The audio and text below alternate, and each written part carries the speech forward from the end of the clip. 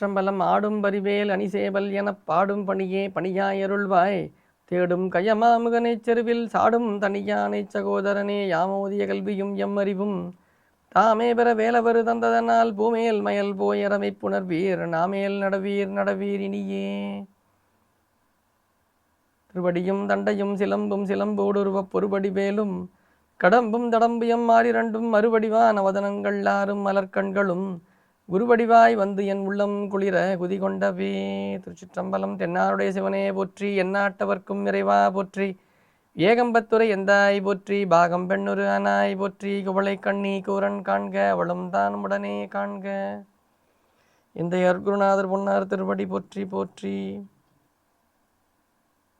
திருச்சிற்றம்பலம். ஆன்மீக அருள் நேயர்களுக்கு வணக்கம்.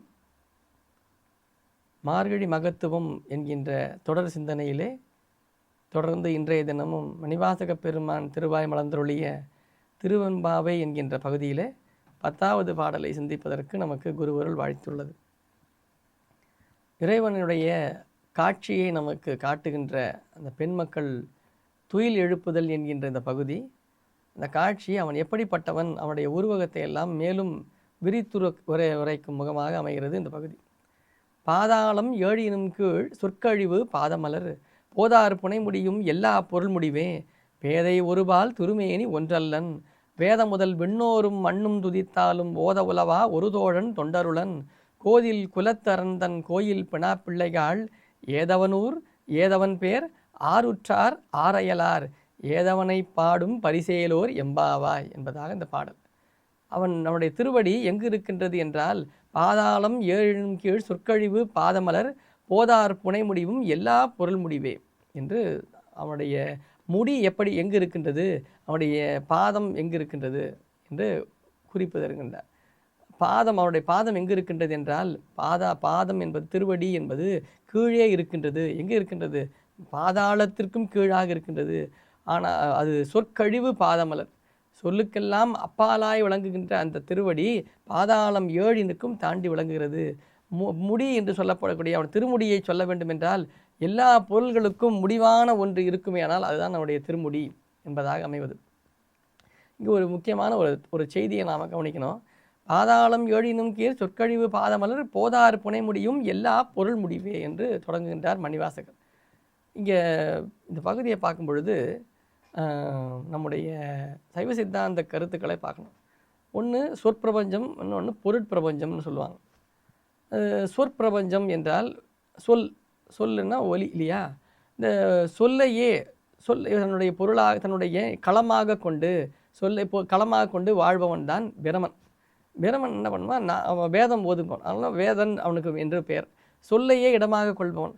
சொல்லையே இடமாக கொள்பவன் எங்கே போகணும்னா, சொல்லுக்கெல்லாம் அப்பாலாக விளங்குவது எது என்றால் அவன் திருவடி தான். திருவடி என்பது நமக்கு அருளை குறித்து நிற்பது தான் திருவடி என்பது. அதுதான் நமக்கு நாதமாக விளங்குவது. சொல்லை இடமாக கொள்பவன் சொல்லைக்கு இடமாக விளங்குகின்ற, சொல்லையெல்லாம் கடந்து விளங்குகின்ற திருவடியை அடைந்திருக்க வேண்டும். முடி என்று சொல்லப்படுவது, பொருளாக சொல்லப்படுவது எது என்றால் திருமால். திருமால் பொருட்பிரபஞ்சத்தை உடையவர், பொருளை இடமாக கொண்டவர். பொருளை இடமாக கொண்டவர் எங்கு சென்றிருக்க வேண்டும் என்றால் முடியை சென்று அடைந்திருக்க வேண்டும். ஆனால் இருவரும் மாறி சென்றார்கள். சொற்பிரபஞ்சம் என்பது திருவடியை நோக்கி திருவடி தாமரையை நோக்கி சென்றிருக்க வேண்டும். பொருள் என்பது பெருமாள் என்பவர் சிரத்தை நோக்கி சென்றிருக்க வேண்டும். ஆனால் இருவரும் மாறி சென்றார்கள், அவனை காண முடியவில்லை. மணிவாசக பெருமான் சொல்லுவார், கீதம் இனிய குயிலே கேட்டியல் எங்கள் பெருமான் பாதம் இரண்டும் வினவில் பாதாளம் ஏழினுக்கு அப்பால் சோதி மணிமுடி சொல்லில் சொல் இறந்து நின்ற தொன்மை. அவனுடைய திருமுடியை பற்றி சொல்ல வேண்டும் என்றால் அப்படி அதற்கான சொல்லே இல்லை. அவன் திருவடியை சொல்ல வேண்டும் என்றால் அது பாதாளம் ஏழினுக்கும் கீழ் உள்ளது என்பதை சொல்லி, அப்படிப்பட்ட பெருமான் தனக்கு ஒரு பகுதியிலே பெண்ணை உடையவனாக விளங்குகின்றான். ஒரு பகுதியிலே பெண்ணை உடையவனாகவும் ஒரு பகுதியை பெருமாளுக்குமாகவும் தந்து விளங்குகின்ற பெருமான் திருமேனி ஒன்றல்லன். அவனுக்கென்று தனி மேனி கிடையாது. அவன் பெண்ணொரு பாகனாக விளங்குவான், பரம் சோதியாக விளங்குவான். வேத முதல் விண்ணோரும் மண்ணும் துதித்தாலும் ஓத உலவா ஒரு தோழன் தொண்டருளன். எல்லோரும் அவனை துதிக்கின்றார்கள். வேதம் அவனை துதிக்கின்றது. மண் என்றால் மண் உலகத்தவர் துதிக்கின்றார்கள். மண்ணும் துதித்தால் வேதம் முதல் விண்ணோரும் மண்ணும் துதித்தாலும் மண்ணுலகத்திலும் துதிக்கின்றார்கள். வேதமும் அவனை துதிக்கின்றன. மணிவாசகர் சிவபுராணத்திலே தொடுவார். மெய்யா விமலா விடைப்பாகா வேதங்கள் ஐயா என ஓங்கி ஆழ்ந்து அகன்ற நுண்ணியனே என்று அவன் வேதங்களால் காணப்பட முடியாதவனாக பெருமான் விளங்குகின்றான். அப்படிப்பட்ட பெருமானை வேதமும் துதிக்கின்றது.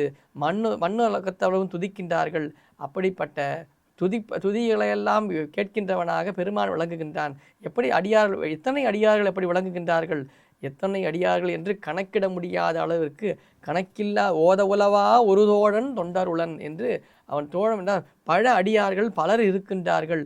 கோதில் குலத்து அறந்தன் கோயில் பிணாப்பிள்ளைகள் நாம் எல்லாம் அவனுக்கு ஆட்பட்டு அவனை வழிபாடு செய்தலே தன்னுடைய பணியாக கொண்டு வாழ வேண்டியவர்களாக நாம் இருக்கின்றோம். நம்முடைய கோதில் குலத்து என்றால் அவனை வழிபடுவதற்குரிய நிலையிலே நமக்கு அந்த சமயத்திலே அந்த சூழலிலே நாம் பிறந்திருக்கின்றோம். நாம் பிணா பிள்ளைகள். பிணை என்றால் அவனிடத்திலே ஆட்படுத்தி இருப்பது. வழிபாடு என்பது தானாக வருவதில்லை, நம்மை ஆட்படுத்துவது. அப்படி ஆட்படுத்தி நம்ம இருக்கின்ற அந்த நிலையிலே இருக்கின்ற பெருமானுக்கு ஒரு ஊரில் தான் விளங்குகின்றானா, இந்த தலத்தில் தான் விளங்குகின்றானா, இன்ன பெயரில் தான் விளங்குகின்றானா என்றால் இல்லை. ஏதவன் ஊர் ஏதவன் பெயர் ஆருற்றார் ஆரையலார். அவனுக்கு உற்றவர்கள் யார், அவனுக்கு அயலாக இருப்பவர்கள் யார், அவனுக்கு என்ன பெயர், அவனுக்கு என்ன ஊர், எதுவும் நமக்கு தெரியாது. ஏதவன் ஊர் ஏதவன் பெயர், இந்த ஊர் என்று கிடையாது. ஒவ்வொரு ஊரிலும் ஒரு பெயரை கொண்டிருக்கின்றான் பெருமான். ஆருற்றார் ஆரையலார். அவனுக்கு எல்லோருமே உற்றவர்கள்தான், அயலவர்கள் என்பவர்கள் கிடையாது. அவனை நாம் அடைவதற்கு ஒரே வழி அவனை பாடுவதே. ஏதவனை பாடும் பரிசு ஏலோர் எம்பாவா என்று அவனை பாடுவோம். அவனை பாடுதலால் அவனை அடைவோம் என்பதையே அவனுடைய வடிவத்தையும் அவனுடைய சொரூப நிலையை சொல்லி அவன் அது தடத்து நிலைக்கு இறங்கி வந்து உருவமாக எழுந்தருளி நம்மை ஆட்கொள்ளுகின்ற நிலையெல்லாம் பேசுகின்ற இந்த 10வது பாடல் மிகச் சிறப்பான ஒரு பாடலாக அமைகிறது என்று சொல்லி இத்தோடு இந்த 10வது பாடலை எளிய நிறைவு செய்கின்றேன். நன்றி, வணக்கம்.